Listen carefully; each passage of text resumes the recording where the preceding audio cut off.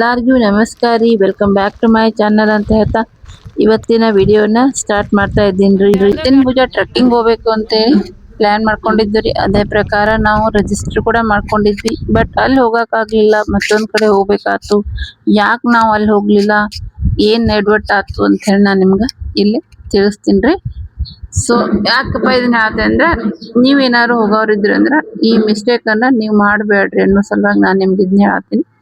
First ನಾವು ಅಲ್ಲಿ ಹೋಗೋಕ್ಕೂ ಮೊದಲು ಅಡ್ವಾನ್ಸ್ ಆಗಿ ನಾವು ಈ ವೆಬ್ಸೈಟ್ನಾಗ ಅಂದ್ರೆ ಅರಣ್ಯ ವಿಹಾರ ಅನ್ನೋ ಈ ಗೌರ್ಮೆಂಟ್ ಅಥರೈಸ್ಡ್ ವೆಬ್ಸೈಟ್ನಾಗ register ಆಗ್ಬೇಕಾಕತ್ರಿ.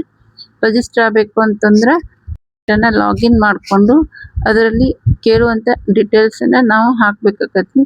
For example mail I D, ಆಮೇಲೆ ನಮ್ಮ ಮೊಬೈಲ್ ನಂಬರು, ನಾವು ಯಾವ ದಿನ ಹೋಗ್ಬೇಕಂತೀವಿ, ನಮ್ಗದು ಸ್ಲಾಟನ್ನು ತೋರಿಸ್ತಿತ್ರಿ.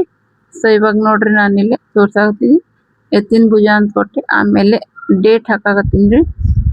ಅಲ್ಲದು ನಮ್ಗೆ ಅವತ್ತಿನ ಸ್ಲಾಟ್ನಾಗ ನಮ್ಗೆ ಏನಪ್ಪ ಹೋಗಾಕ ಅವೈಲಬಿಲಿಟಿ ಐತೋ ಇಲ್ಲೋ ಅನ್ನೋದನ್ನ ಅದು ತೋರ್ಸತ್ರಿ. ಅಲ್ಲಿ ಏನಾರ ನಮ್ಗೆ ಅದು ಸ್ಲಾಟ್ ಬುಕ್ ಆತಂದ್ರೆ ಮಾತ್ರ ನಾವು ಹೋಗ್ಬೋದು, ಇಲ್ಲ ಅಂದ್ರೆ ಅವತ್ತು ಹೋಗಕ್ ಆಗಂಗಿಲ್ಲ.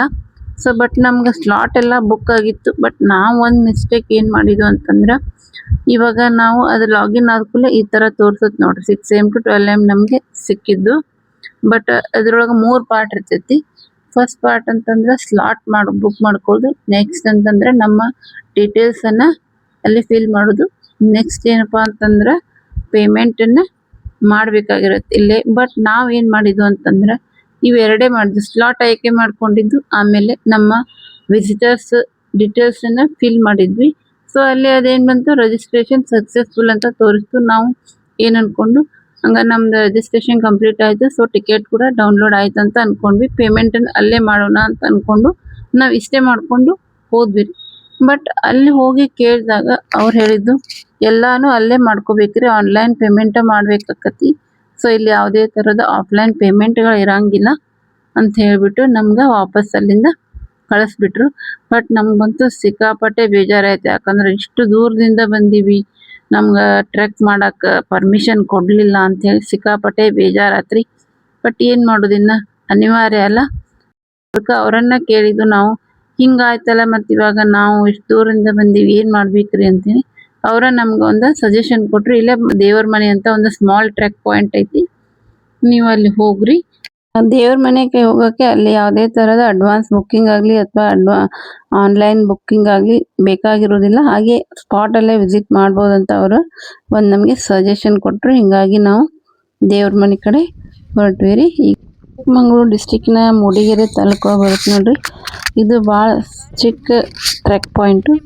ಹಬ್ಬ ಅಂದರೆ 30ರಿಂದ 45 ನಿಮಿಷ ಅಷ್ಟೇ ಸಾಕು, ಮುಗಿದ್ಬಿಡುತ್ತೆ.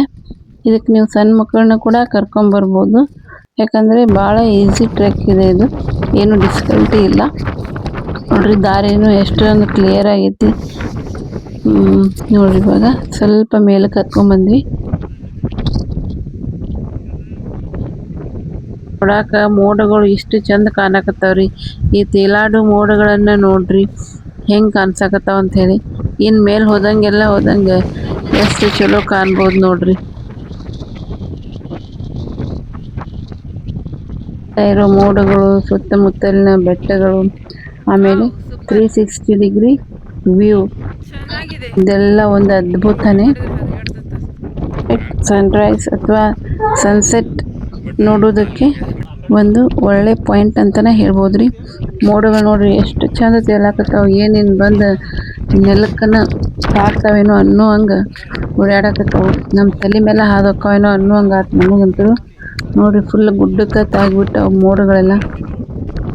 ಈ ದೇವ್ರ ಮನೆ ಟ್ರೆಕ್ ಪಾಯಿಂಟ್ ಬಿಗ್ನರ್ಸಿಗಂತೂ ಬೆಸ್ಟ್ ಅಂತಲೇ ಹೇಳ್ಬೋದು ರೀ. ಆಮೇಲೆ ಫ್ಯಾಮ್ಲಿ ಜೊತೆ ಆರಾಮಾಗಿ ಬಂದು ಟೈಮ್ ಸ್ಪೆಂಡ್ ಮಾಡ್ಬೋದು ರೀ. ಯಾಕಂತಂದ್ರೆ ಭಾಳ ಶಾಂತವಾಗಿರ್ತೈತಿ, ಆಮೇಲೆ ಯಾವುದು ಕ್ರೌಡ್ ಇರಂಗಿಲ್ಲ.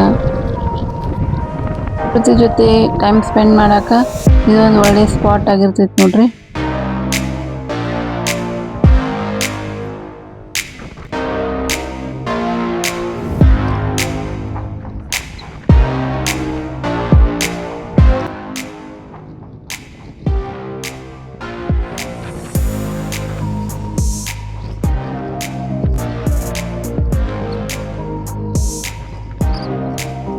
ಮ್ಯಾಲೆ ಬಂದಿವಿ ನೋಡ್ರಿ.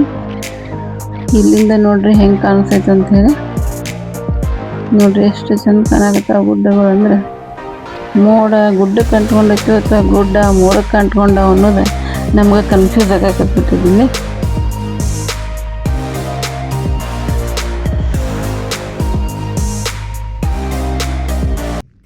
ಇಲ್ಲೇ ಹತ್ತಿರದಾಗ ಒಂದು ದೇವಸ್ಥಾನ ಕೂಡ ಐತ್ರಿ.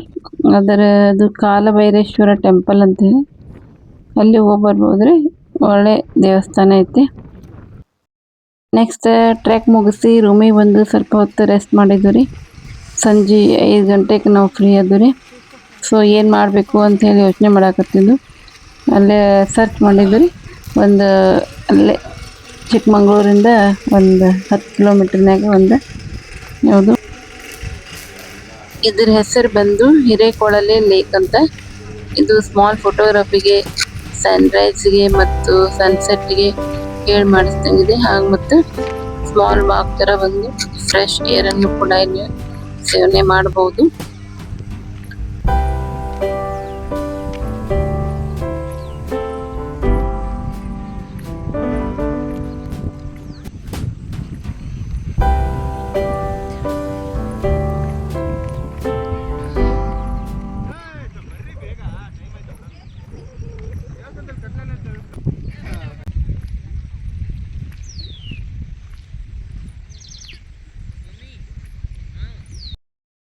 ವಿಡಿಯೋಗಳನ್ನು ನೋಡಬೇಕಂದ್ರೆ ನಮ್ಮ ಚಾನಲ್ಗೆ ಸಬ್ಸ್ಕ್ರೈಬ್ ಮಾಡ್ಕೋರಿ ಅಂತ ಹೇಳ್ತಾ ಇವತ್ತಿನ ಲಾಗ್ ಇದಾಗಿತ್ತು ನೋಡ್ರಿ. ಇನ್ನೊಂದು ಹೊಸ ವಿಡಿಯೋದೊಂದಿಗೆ ನಿಮ್ಮ ಮುಂದೆ ಬರ್ತೀನಿ ಅಂತ ಹೇಳ್ತಾ ಇಲ್ಲಿಗೆ ಮುಗಿಸ್ತಾ ಇದ್ದೀನಿ.